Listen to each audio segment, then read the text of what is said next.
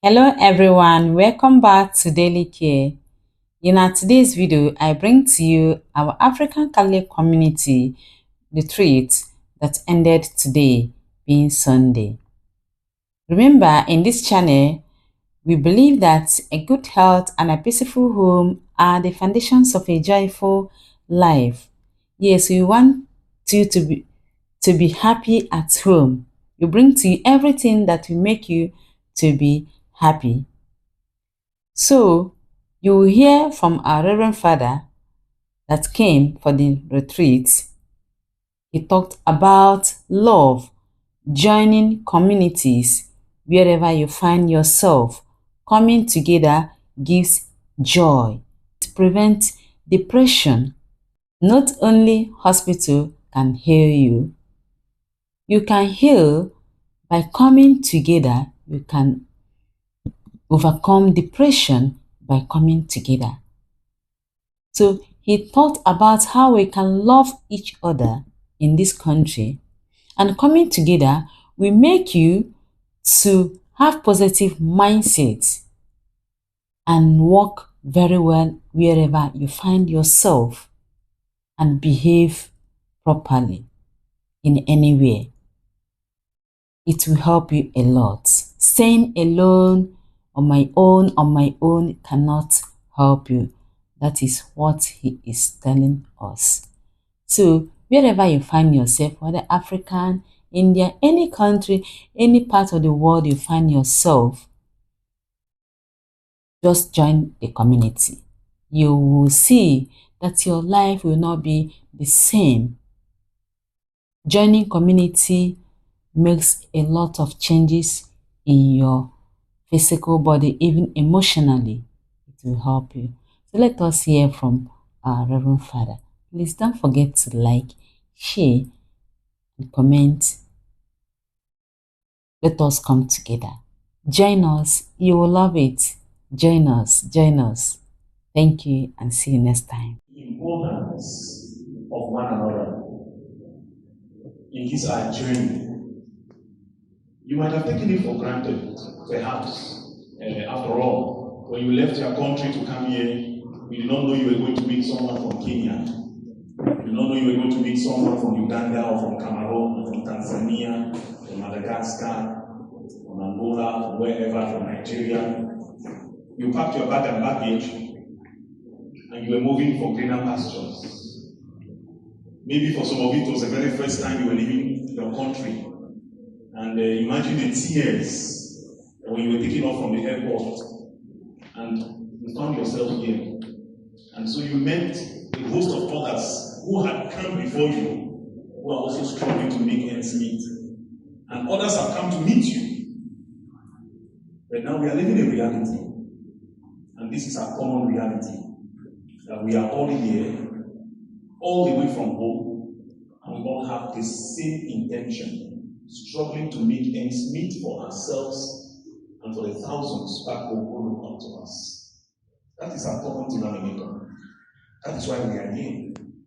And we have also come to realize that we form a family, the African community. It is not just by chance that you greet yourselves and you say African community.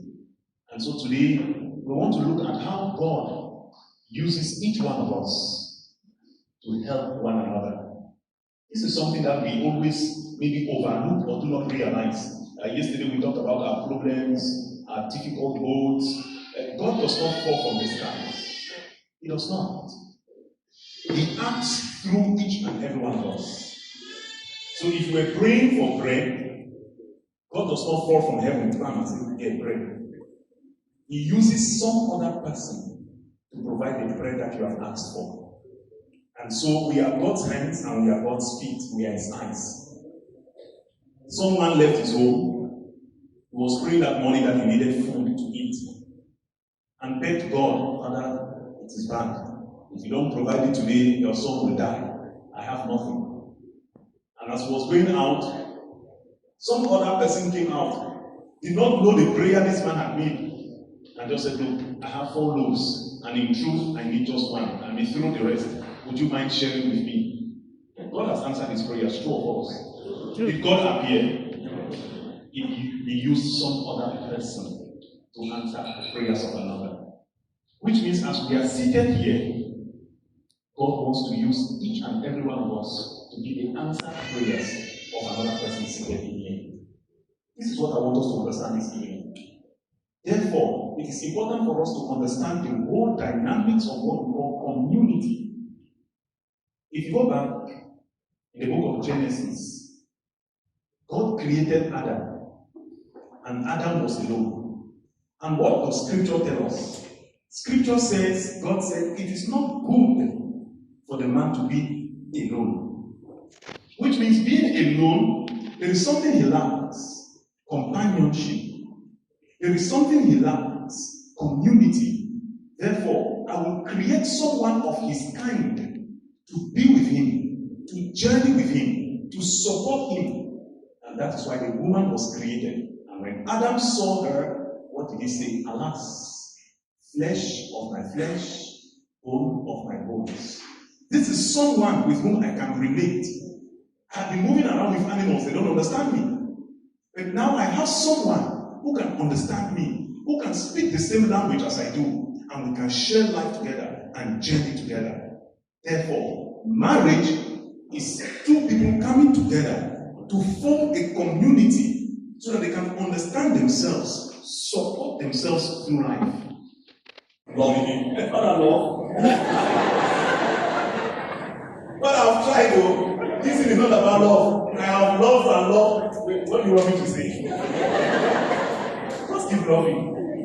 But you don't know the reality behind it. When you talk to another married person who lives this experience, you're very low. It's a little different. Yes. We only read books and we can give you advice and all of these things. But you have an experience that you need some other person who lives this experience with you to understand you. And so as Africans, you have a certain Africanness that brings you together, and it is the providence of God. Therefore, please, like I said, point number one, don't see your brother or your sister as a rival. Don't. You are not rivals. You are brothers. You are sisters.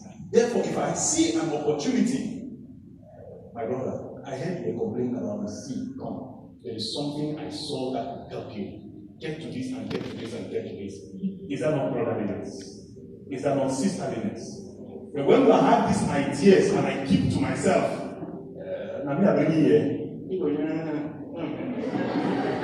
when I came, and then start quoting examples, when I came to the UAE, I suffered.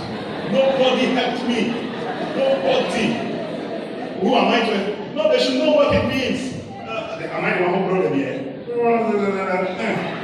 And then you are going on, and a brother or a sister is suffering, and you know what you can do to help them, but you decide to keep. When we were in secondary school doing our exams, you have understood a lesson. The teacher taught and you have really understood, and the friend can please this thing or very stop it. Can you help me take myself after I did? I don't even understand. But you understood. Just because you do not want to share knowledge with your brother or sister, fearing that if you share, they will grow greater. And then you start seeing the other as the rival. So you fear. I came to the UAE, it was 2002. I'm still struggling. 9 hours job can shine. And they will think that we who came, we are doing nothing. We who just came yesterday. They should also suffer like we suffered. Yeah, they should suffer like we suffered. No, don't see the other as a rival. See them as brothers and sisters to help. The second thing is there is need for solidarity. There is need for solidarity. And by solidarity, I mean it's a two-way traffic.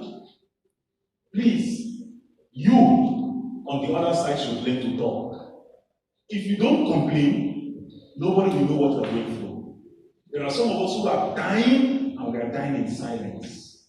And like I said, remember from the beginning, your solution will just be next door. God would have sent a brother or a sister to help you, and because you don't talk, you are dying with your problem, and the answer is just next door. Some of us like to live that individualistic life. I mind my business. Sometimes we fear. If I tell them now, they'll be laughing at me. They will take my story. Everybody back home, we know how I am.